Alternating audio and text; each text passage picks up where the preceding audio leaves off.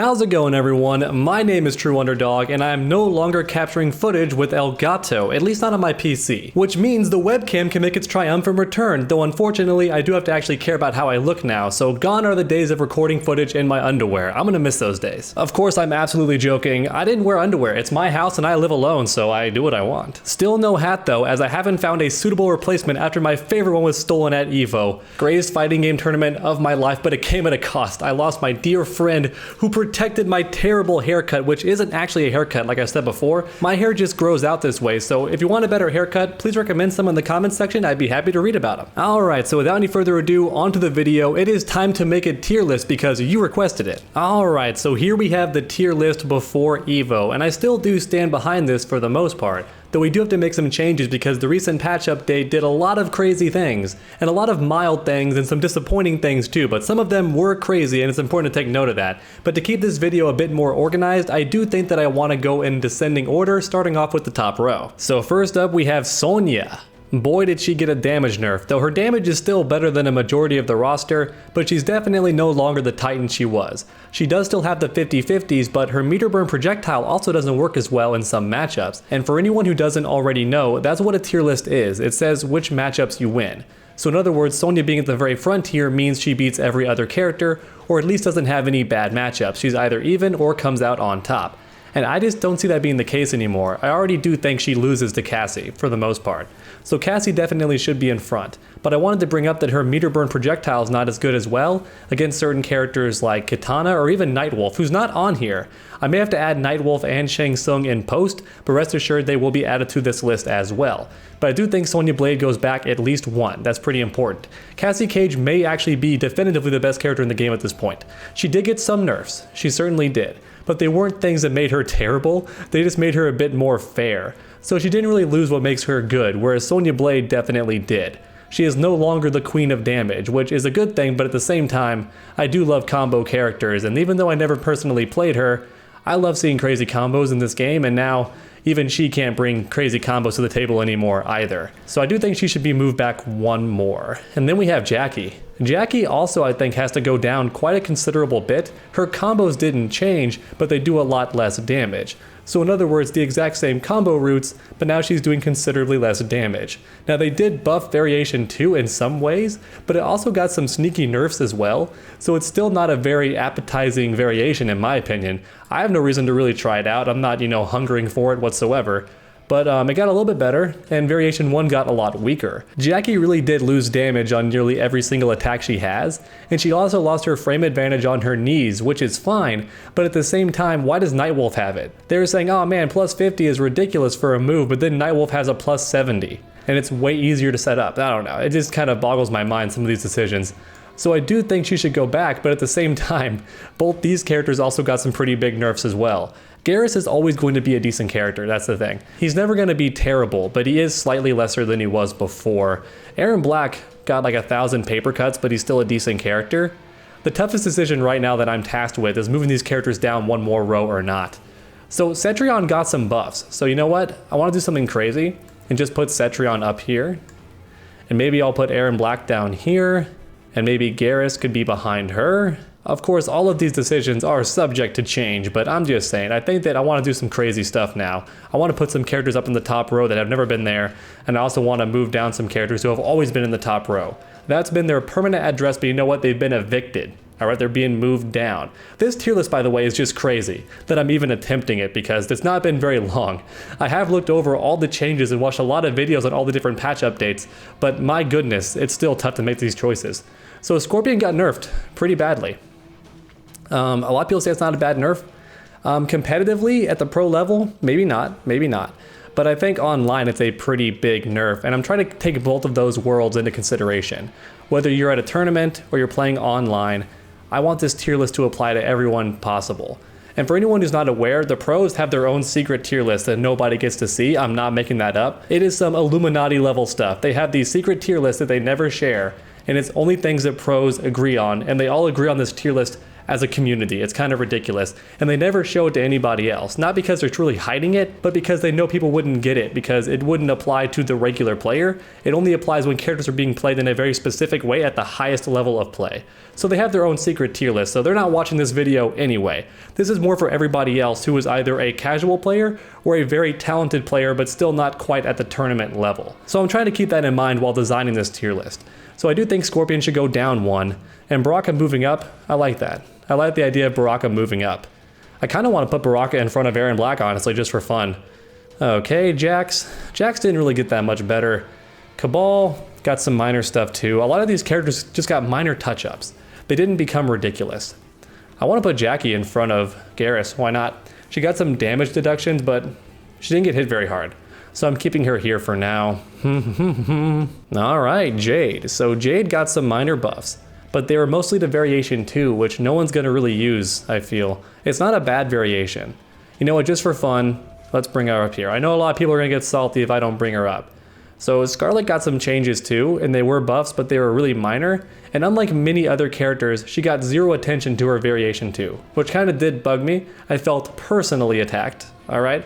I feel like everyone else got special things done to variation 2. Whatever variation was less popular, they got some buffs. None for Frost. Didn't get nothing. So I feel a bit personally attacked, but I think it's okay. She may stand right here, and to be fair, she's still at the front of B tier. And I don't see her moving at this point, unless Cabal comes down, but I don't want to move Cabal down. He was kind of just barely touched. I don't want to do much to him. Liu Kang got some buffs, so let's move Liu Kang in front. Sub-Zero, for anyone who's not aware, nothing. Guy wasn't touched at all. And that makes sense because I think Sub-Zero, more than any other character, was under the microscope the entire time until this game came out. Like, he really was. You couldn't play him anywhere. You couldn't play him in the beta, the stress test, nothing. Only people who were fortunate enough to be at the reveal event got to even play with him at all. So that entire time he was being worked on and balanced, and I think it shows. He's moved up and down tier lists without being changed whatsoever. Katana got a lot of buffs, but most of them were for variation 2, which is still not a very appealing variation if you want my honest opinion. And I'm saying that as a Melina main in MKX, I still don't want to play it. I really don't. I'm not even that offended that she has Melina's moves. I think it was a bad decision, but even so, I don't carry any spite towards the variation. I just don't think it's very good. So doing a bunch of changes didn't really fix that. She needed damage buffs and she didn't really get them. So I think she's staying right here. Kung Lao, also no changes that are really worth noting. He got some better frame advantage on some things, and that's about it. You know, some minor poke changes, plus on hit. You know, very minor things. Not a very big deal. They didn't do much to him. Now, to some people, Kung Lao is like way up here. I don't think so. I think Kung Lao fits here pretty well. I like him in this spot. Johnny Cage, very similar to other characters. He got like one notable buff, but it's in variation 2, which nobody really wants to use. Now, to be fair, neither one of Johnny Cage's variations make much of a difference. Like a lot of top Johnny Cage players will tell you, he basically has no variation anyway. All of his good stuff, he comes with standard. He has a couple of good attack strings, a couple of good special moves, and they're all available in any variation because they're part of his basic toolkit. So no matter what you do to either variation, unless you make those basic tools better, he's not going to be very appealing. Now the buff to variation 2 was pretty good, but I don't think it offsets the fact that variation 1 is still better. Some people would argue Johnny Cage should go down, just in general. And I might agree with you. I may move him down, just for now. I'm going to go ahead and put him behind Kano. Why not? So then we have Noob Saibot. Noob Saibot, more than anybody, I think, has the most discussion in my comment section. There are some people who think this character is just godlike, and other people who think he's just terrible. And both of them agree that I am incorrect and he should be somewhere else on this list. But I think he fits here pretty well. The guy has terrible mids, which means unless he gets to hit you with a down 1 or some other poke, he can't even jail you. You're not forced to block anything he does. You can react, watch the first hit whiff, and then uppercut him. He has nothing. Now to offset that, he has some very good punishes. His forward 2 is very fast and has really good range, so he can punish a lot of things worse than other characters. So in other words, if you do something -8 and you're pretty far away, Noob Saibot's gonna get you. He's gonna get you. He has great range, but outside of that, in the neutral, he's not super good. His zoning isn't really above average. People think it is, it's really not. His teleport, while it's nice he has it, is really only good for combos because it's so slow and it's also a high attack that can be crushing blow punished. So he can't do it at random. It's not even a very good read or a counter to projectiles. It's mostly just for combos, and it's very good at that. but it's not like Scorpion or anybody else with a teleport. It is strictly for combos. And the fact that he has only one mid that's very minus on block and fully punishable by a lot of these characters is why I put him here. The only mid he has to check you with, you can punish him. So it's not a very good mid. He has back 2, which is also a mid, but it can't combo. So even though it is safe, he can't get anything afterwards. So that's why I keep Noob Saibot here. I don't think he's a terrible character, that's why he's B tier. But I do think he does lose to most of these characters. If everybody is playing their character correctly and they're on point, I think he loses most of these matchups. And next up we have the C tier. Oh my goodness, a lot of changes happened to these characters. Sorry I banged my desk there a little bit, but that's how you know it's all one take. I'm not going to edit that out. Alright, so Kano. Kano got a lot of buffs to Variation 2. And I haven't done enough experimenting to see if Variation 2 is now the preferred build. For some characters on this list, that did happen. When NetherRealm made all those changes to their less preferred variation, it became the best one. Like Devorah, her Variation 2 is bar none the better decision now. Variation 1 does still have some things that make it good, but it's not the preferred variation in now a majority of her matchups. She wants to do Variation 2 now for nearly everything. Her Arachnophobia or Arachnoid, I forget what it's called, but it is now the good one. And if I had to play Devorah, that's the one I'm picking. So for some characters, Variation 2 became the best one. I don't think that's quite the case for Kano, but I think he got better. I think Kano did get better. But is he good enough to go in front of Noob Saibot?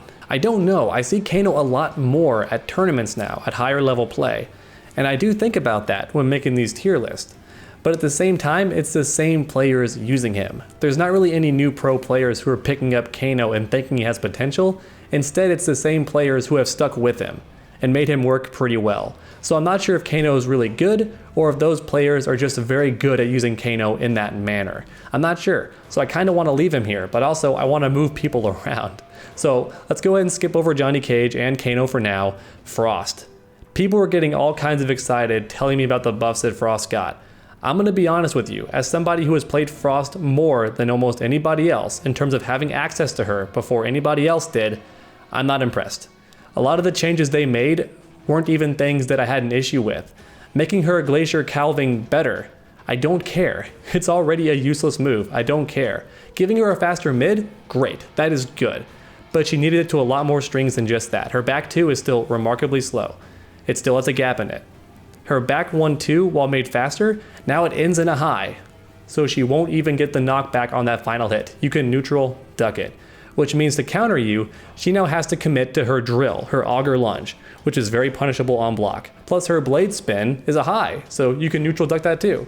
It's not a great change. It's good at first, but to nerf it like that just kind of balances it out, and her damage is still pretty low. The spacing on her crushing blows is still really bad, and you can drop out of nearly every single one she lands. Honestly, Frost has so many things wrong with her, like so many issues. She's never been a terrible character. I do think she belongs here, but at the same time, if I was playing for my life against Satan himself, no golden fiddle, just a golden PS4 controller, and I had to fight him, and I was forced to use Frost, I'd be scared. Because she feels lacking in so many ways, and she's one of those weird mixed characters where she's not really great at anything. She's good at some things, but she doesn't excel at any one thing. I feel like she's still missing so many things, and it was a bit disappointing as someone who made so many videos about how to make her better, whether it was like some minor changes or big changes. I made so many videos, and nearly none of those got addressed. Like one of them did, and it was a faster mid and better pokes. That's about it. Better crouching pokes, I mean. She has better crouching pokes now, and her back 1-2 is a faster mid. That's about it. Whoopee! She's still here.